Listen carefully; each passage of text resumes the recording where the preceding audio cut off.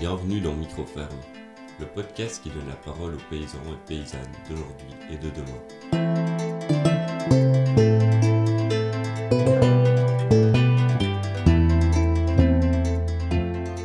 Bonjour Nadia, bonjour Valérie.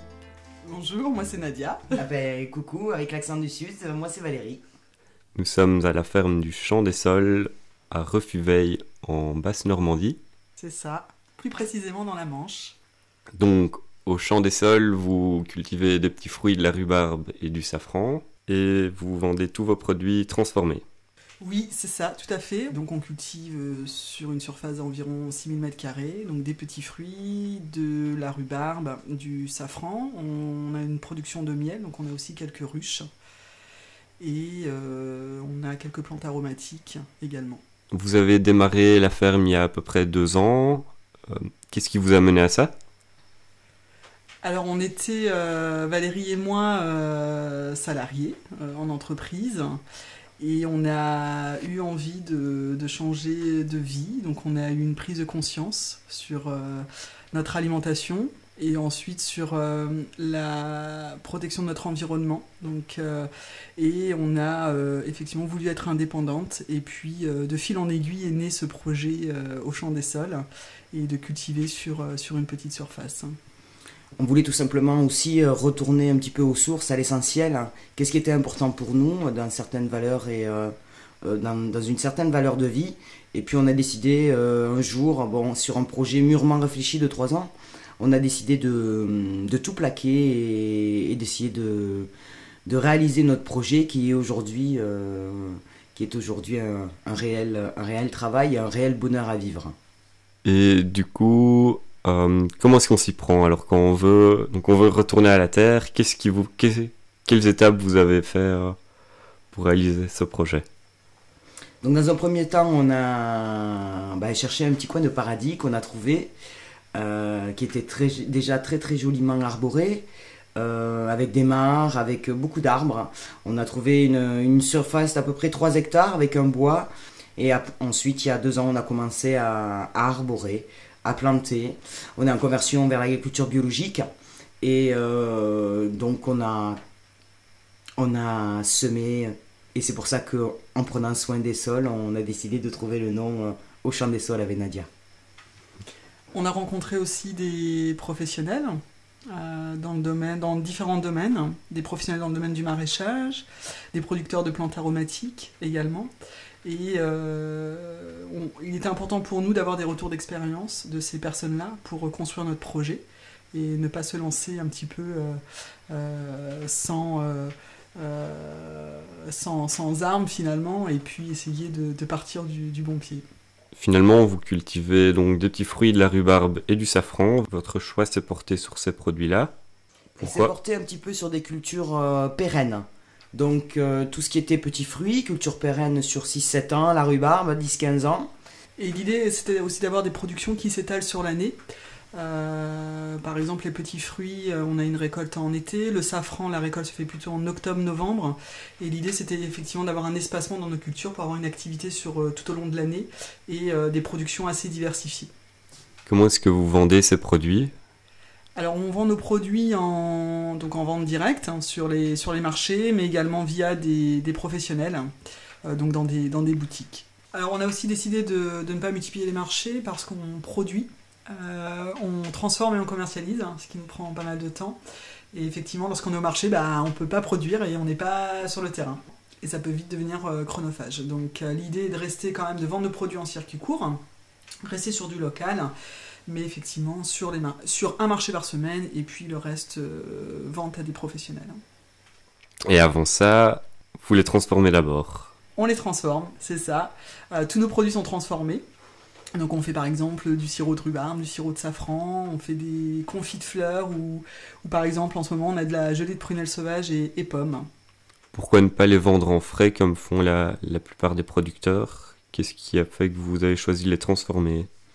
Alors, lorsqu'on cultive sur petite surface, on produit de petits volumes. Et si on vendait nos produits en frais, économiquement, ce serait compliqué, enfin, ce serait plus difficile. Et ce qui permet en fait d'avoir une valeur ajoutée, de donner une valeur ajoutée à nos produits. Et en tout cas, c'est le modèle économique que nous avons choisi justement pour pouvoir cultiver sur cette petite surface. Qu'est-ce que ça implique du coup de cultiver sur une petite surface pour vous? Alors déjà en termes d'outils de production, on travaille avec du matériel beaucoup plus léger. On a décidé tout simplement de se tourner vers les petites surfaces parce qu'on ne voulait pas utiliser de gros tracteurs, de gros engins, avoir quand même un aspect financier colossal pour acheter tout ça et éviter d'utiliser du gasoil, etc. Donc on a décidé de cultiver sur une petite surface. On ne laisse pas de place au tracteur. On utilise nos petites mimines et avec Nadia et pour désherber. Et puis on s'est dit finalement on peut aujourd'hui trouver d'autres modèles que les grandes exploitations et aller un petit peu à contre-courant. Donc le challenge aujourd'hui c'est de dire on peut le faire, on cultive sur petite surface. En tout cas c'est le challenge qu'on s'est lancé. Et ça nécessite, dans la façon de travailler, d'utiliser, on utilise des engins beaucoup plus légers. On va énormément planter aussi pour avoir de la diversité. Et c'est vrai que on est quand même, ça implique aussi un travail physique quand même important, pour le coup. Même si nous sommes sur petite surface. Et du coup, ça confirme aussi votre choix de faire des produits transformés parce que vous ne pouvez pas faire du volume. Donc la valeur ajoutée est d'autant plus nécessaire, c'est ça? Je crois qu'elle est même primordiale, effectivement, puisque on ne peut pas produire de gros volumes, parce que tout simplement on est contraint par l'espace, puisqu'on est sur un plus petit espace, et donc la transformation nous permet justement d'avoir une valeur ajoutée, une haute valeur ajoutée sur nos produits.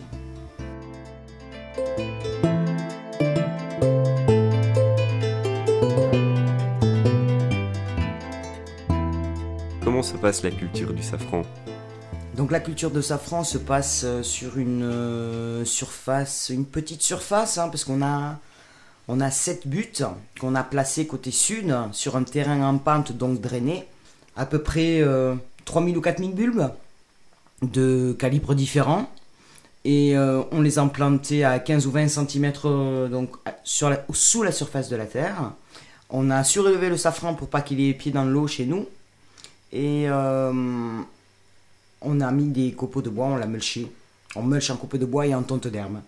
Voilà, régulièrement pour que la terre travaille, que les vers de terre fassent leur nécessaire pour apporter un bon humus. Et il voit le jour, puisqu'il a un cercle inversé comparé aux autres plantes. Parce que là, il est en période de dormance en ce moment, nous sommes au mois de juin. Et il voit le jour en octobre-novembre, où il va montrer ses premières fleurs et ses premiers pistils. Et la récolte se fait sur une durée de 1 mois, où on va récolter les fleurs tous les jours, voire 2 fois par jour. Donc on cueille la fleur, ensuite on la met de côté, et ensuite on va émonder la fleur, donc c'est-à-dire qu'on va enlever le pistil, qui est composé des 3 stigmates, qu'on va faire sécher. Donc le safran va perdre 80% de son humidité, et c'est ce qui constitue ensuite le safran. On va le mettre de côté dans un pot hermétique pendant 1 à 2 mois pour qu'il puisse développer toutes ses saveurs. Et à l'abri de la lumière, ce qui est très important. Les bulbes de safran, vous les plantez à quelle distance l'un de l'autre? Alors les bulbes de safran, alors il y a plusieurs méthodes. On peut les planter entre 7 et 15 cm de distance. Ensuite, il faut savoir que les bulbes de safran, il faut les déplanter environ tous les 3 ans. Tout dépend après de la distance de plantation. Plus ils sont plantés serrés, plus il faudra les déplanter plus tôt, puisqu'en fait les bulbes de safran se multiplient, donc c'est fois 2,5 chaque année. Et donc si on ne les déplante pas, il va y avoir un étouffement des bulbes, et donc ça peut créer des maladies. Donc plus c'est planté, espacé, plus on peut les laisser en terre longtemps. Donc ils sont plantés à peu près au mois de juin-juillet, et pour une période de 2 ou 3 ans, comme vient de l'expliquer Nadia par rapport aux distances de plantation, et on les récolte en octobre-novembre. Et un bulbe donne combien de fleurs? Alors tout dépend de la taille du bulbe, donc il y a différentes tailles, donc il y a différents calibres. Le plus gros bulbe fait environ 11 à 13 cm et lui il peut donner de 7 à 13 fleurs la même année de plantation. Et celui-ci, c'est le calibre 0. Donc plus on descend dans le chiffre, plus il est gros. Si un calibre 7-8 va donner une fleur ou deux. Avec les 7 buts que vous avez plantés, vous avez assez de volume ou vous voulez agrandir votre production? Donc là, on a fait à peu près 60 grammes sur petite surface. 60 grammes secs. Ouais, en sec, ouais. Ce qui nous convient amplement pour notre transformation. Beaucoup de personnes souhaitent nous l'acheter en frais, en sec, on va dire, non transformé, mais nous, on le garde pour nos transformations. Ça nous suffit parce qu'on a quand même pas mal de travail ici. Si on commence à agrandir la safranière, ça va être au détriment de notre culture et on ne veut pas mettre tous les œufs dans le même panier. Alors sachant que pour faire 1 gramme de safran, il faut 125 fleurs. Donc pour faire 1 kg de safran, il faudrait 125 000 fleurs. Donc ça donne un peu un ordre d'idée. Donc c'est un travail. Alors tout se fait à la main, la cueillette se fait à la main, même sur les plus grosses safranières. Il est impossible de mécaniser la récolte du safran. Donc c'est vrai que voilà, nous, pour le moment, on souhaite pas agrandir parce qu'on a des autres cultures à gérer. On a aussi nos ruches et on fait aussi notre miel. Donc pour cette année, en tout cas, on va rester sur cette taille de safranière. Vous avez combien de ruches? Alors nous avons 13 ruches. La particularité dans notre méthode de production de miel, c'est qu'on fait du miel pressé à la main sur cire fraîche. Alors ça veut dire que dans notre méthode de production, on n'utilise pas d'extracteur, mais on utilise plutôt un pressoir, qui est un pressoir à fruits en inox. Et donc on met nos pains de miel et on va presser tout doucement, ce qui évite au miel de se charger en microbules d'air. Et donc ça permet de préserver tous les tanins et les qualités thérapeutiques du miel. Et on a dans ce miel ce petit goût finalement de cire. Et enfin, nous on aime cette méthode-là, en tout cas c'est celle qu'on a choisie. Et en plus on travaille sur cire, enfin les abeilles, parce que c'est elles qui travaillent le plus, sur cire fraîche, c'est-à-dire qu'on leur met des cadres nus. Alors je vais pas trop rentrer dans les détails, parce que ça pourrait être vite un peu compliqué. On leur met des cadres nus. Et là, les abeilles vont venir construire la cire. Et chaque année, on remet des cadres à neuf. Donc ça veut dire que chaque année, on a de la cire qui est fraîche. Et on retrouve tous ces oligo-éléments et les vitamines de la cire dans le miel.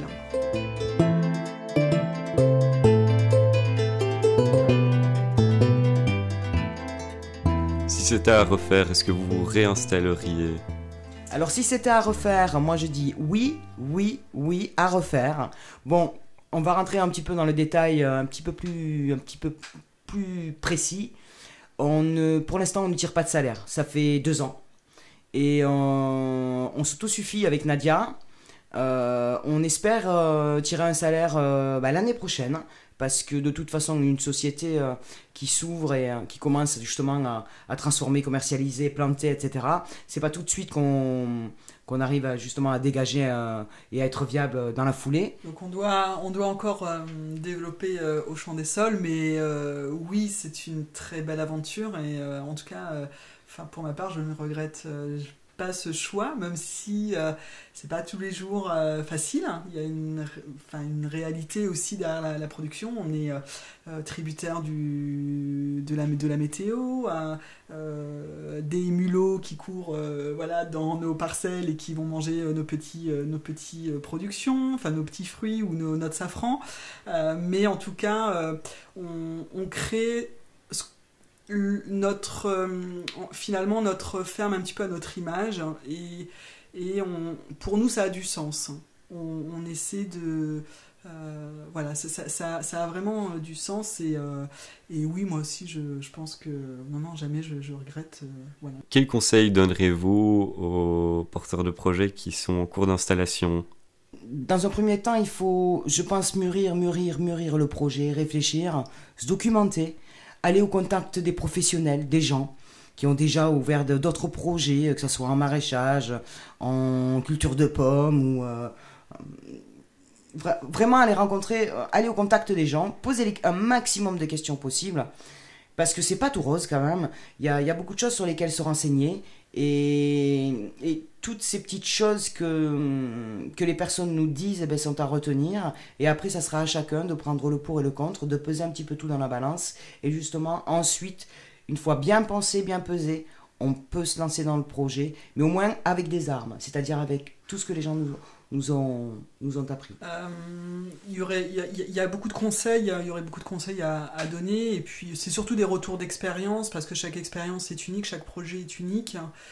Moi je dirais toujours y croire, hein, vraiment croire en ce qu'on fait, je crois que c'est vraiment important, et puis travailler dur, parce que l'installation et c'est un long travail, et il faut arriver à tenir en fait dans la durée, voilà. Mais je crois qu'effectivement il faut s'accrocher et puis croire en ses rêves, et tout est possible. Au final, tout est possible.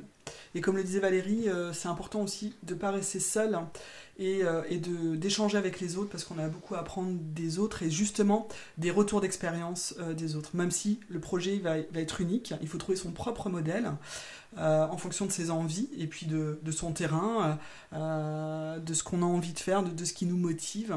Mais c'est vrai qu'échanger avec les autres, c'est hyper important, quoi. Puis moi, je trouve que c'est hyper important d'être autonome un petit peu dans toutes les matières. Savoir changer des tuyaux d'eau, savoir installer de l'électricité dans une dépendance pour pouvoir avoir de la lumière, ou éventuellement un congélateur, ou etc. Je trouve que c'est hyper important d'être dépendant, à moins qu'on connaisse pas mal de copains qui ont des spécialités, mais au moins être aussi autonome dans pas mal de choses. Et polyvalent. Et polyvalent, oui. Est-ce que dans votre parcours, depuis votre installation, vous avez eu des désillusions également? Est-ce qu'il y a des trucs où vous disiez « Oh, c'est pas du tout comme ça que j'imaginais le métier ». Alors perso, pour moi, non. Le seul point sur lequel on peut s'arrêter, c'est sur la rentabilité et la viabilité de l'installation. Elle s'installe, mais ça s'installe pas tout de suite. Donc il faut prévoir à peu près 2 à 3 ans sans salaire. Ça, il faut vraiment se le dire. Et les produits se vendent, les gens se fidélisent, donc on y croit, et on espère l'année prochaine récolter les fruits de notre savoir et de nos cultures. Oui, comme tu disais, Valérie, c'est que économiquement, voilà, c'est le point où moi, je pensais que ça allait être économiquement être viable plus tôt. Voilà. Et il faut, c'est vrai alors au départ, on prépare un petit business plan, on fait notre petite planification. Le prévisionnel. Et puis on s'aperçoit qu'au final, la réalité est tout autre, et que tout le travail qu'on a fait de prévision, en amont, on est en dehors de la réalité, mais totale, hein, parce qu'on n'a pas toutes les données. Et nous, c'est après cette première année déjà de commercialisation, effectivement, qu'on peut poser les choses. On a le vrai prix, notamment des matières premières, par exemple, que nous utilisons pour la transformation, parce qu'on peut travailler sur vraiment du concret. On a sorti nos produits, etc. Et c'est vrai que par rapport au travail aussi sur la ferme, toute la gestion du désherbage, parce qu'on est en bio, par exemple. Donc on n'utilise aucun produit. En troisième année. Au-delà du bio, on n'utilise aucun produit. Nous, on souhaite effectivement même utiliser justement cette diversité pour ne pas utiliser de produits. Et effectivement, on se dit, ouais, c'est vrai qu'il faut gérer cet enherbement, et voilà. Mais sinon, en termes de désillusion, non, je crois que... moi, j'ai pas du tout de désillusion. Si vous deviez vous réinstaller, qu'est-ce que vous feriez autrement ? On a acheté une terre, donc sur laquelle il y avait une maison déjà, donc terre, 3 hectares, et on a fait une belle boulette. Alors cette boulette, on va la crier haut et fort, parce que on devrait être, nous, déjà avec un label AB. Qu'est-ce qu'on a fait? On a commencé à planter, on a commencé à couper le gui sur les pommiers. Et en fait, en contactant donc les organismes bio, ils sont venus et ils nous ont dit, il fallait pas toucher. fallait rien planter. Donc maintenant, vous allez prendre 3 ans. Et effectivement, on a été obligé d'attendre, puisqu'on est en 3e année, d'attendre les 3 ans. Donc si vous achetez une parcelle qui n'a jamais été cultivée, vous prenez des photos, ça vous les gardez sous le coude, et vous vous faites déplacer tout de suite dans la foulée, avant d'ouvrir votre boîte, un organisme écossaire qui vient certifier les parcelles, comme quoi c'était en bio, en friche, et que c'était pas planté. Nous, personne nous a renseigné là-dessus, donc on s'est fait quand même un petit peu avoir, et là, c'est 3 ans que l'on adhère donc à un organisme, et malheureusement, sans pouvoir toucher les biocopes.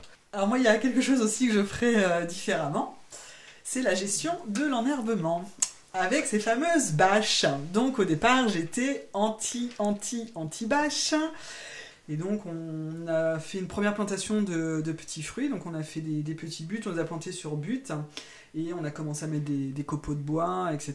Donc les copeaux de bois se sont vite, effectivement, ça commence à se décomposer, avec le vent, la pluie, etc. Les copeaux de bois sont partis. Et donc en Normandie, l'herbe pousse très vite, donc d'avril à juin, nous avons énormément d'herbes. Et aujourd'hui, c'est vrai qu'on passe beaucoup de temps à désherber. On s'en est quand même rendu compte assez rapidement, et la deuxième partie de parcelle, du coup on a fait ces mêmes buttes, mais on a mis un petit peu de bâches tissées sur les buttes, et on a fait des allées par contre qui sont restées enherbées pour justement ne pas bâcher tout le sol. Et en termes de gestion, effectivement, c'est extrêmement important. Et lorsqu'on est en bio, c'est vrai que cette gestion de l'enherbement, elle est quand même primordiale, parce que ça peut très très vite devenir chronophage. Et c'est quelque chose que je ferai vraiment volontiers différemment.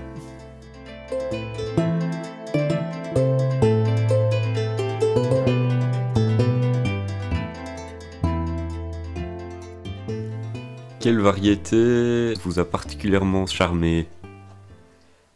Alors moi, j'aime beaucoup ma rhubarbe rouge. Je suis assez fan. Alors on a 2 variétés, on a une rhubarbe verte et une rhubarbe rouge. Donc la Victoria et la Raspberry, la Red. Avec le super accent de Valérie. C'est ça. Et la Raspberry Red est une rhubarbe qui est assez douce, qui est moins acide que la rhubarbe verte. Un peu plus sucrée. Et lorsqu'on la transforme, elle a une très jolie couleur rouge. Donc on peut faire donc le sirop et a une couleur rouge, et on fait de la compote aussi. Et elle est très très très très bonne. Et en plus, petit conseil à donner à certains, la Raspberry Red ne monte pas en graines. Donc la Victoria monte en graines, ce qui est très embêtant. Parce que de toute façon, ça prend la vitalité à la plante. Donc il faut à chaque fois couper les fleurs. La Raspberry Red, elle ne monte pas en graines, et elle pousse très très bien, et elle a un goût sucré, succulent.